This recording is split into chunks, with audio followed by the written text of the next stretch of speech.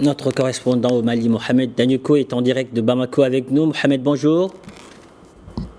Bonjour, Papa Cheikh Ndiaye Diouf. Alors pourquoi les autorités des transitions maliennes et burkinabées ont-elles décidé d'apporter leur soutien aux militaires qui ont renversé le président Bazoum au Niger? Et Papa Cheikh, vous savez, le Mali et le Burkina sont aujourd'hui dans la même situation que le Niger. Ces pays sont dirigés par des militaires qui ont renversé des pouvoirs. Donc, quelque part, ils se sentent liés au Niger parce que ça peut être, le cas nigérien peut être perçu comme un exemple pris sur le Burkina et sur le Mali.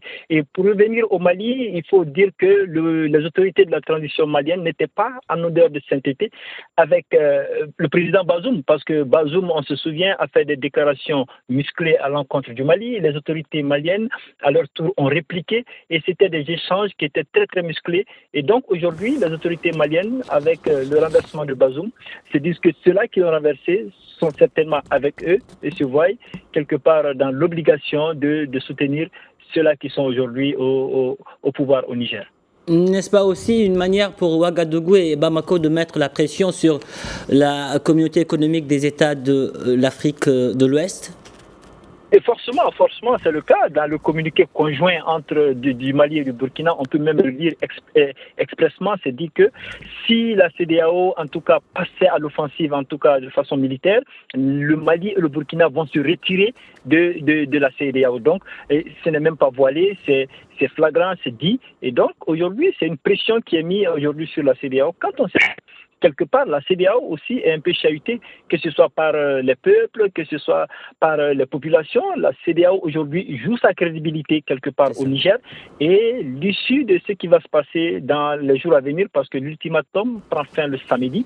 Et donc, on est là, on regarde, mais c'est une pression qui ne dit pas son nom et je ne pense pas que la CEDEAO ait une fois reçu, en tout cas, une menace de cette nature-là, allant jusqu'à dire clairement que les pays, surtout deux pays qui sont dans le Sahel, qui vont se retirer. Donc la pression est là et elle est manifeste. Danyoko, au Mali, comment réagit-on au lendemain de la publication de ce communiqué conjoint qui met en garde contre toute intervention militaire au Niger?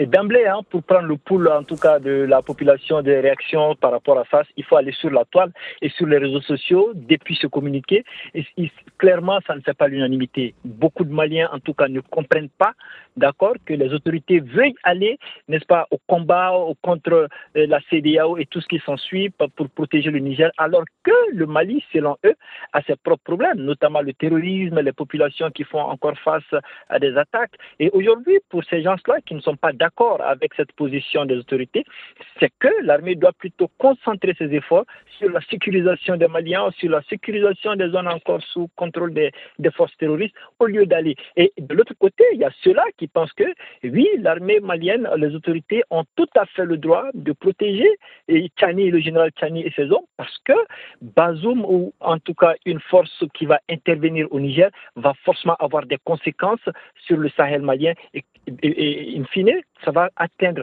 les régions qui sont quelque part déjà sécurisées par les forces armées. Et donc, c'est quelque part quelque chose qui va s'enliser. Et dans le communiqué, on le voit, les autorités des deux pays rappellent le cas libyen pour dire que si ça venait à se produire, il faut regarder du côté de la Libye. Ça pourrait embraser encore à nouveau tout le Sahel et les efforts qui ont été faits jusque-là seront vains.